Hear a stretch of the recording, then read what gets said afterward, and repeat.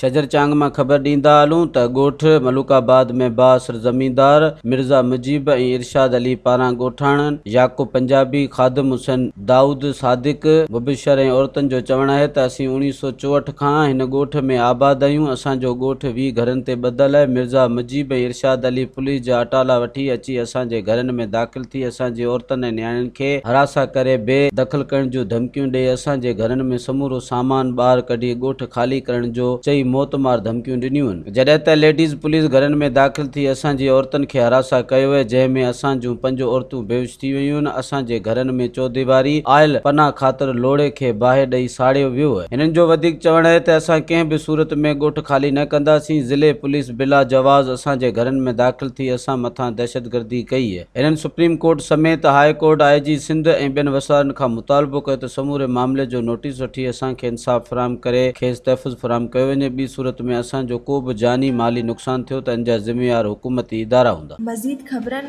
ऐं तफ़सीलात लाइ विज़िट कयो असांजी वेबसाइट www.awamiNewsHD.com ऐं ॾिसंदा रहो अवामी न्यूज़ HD।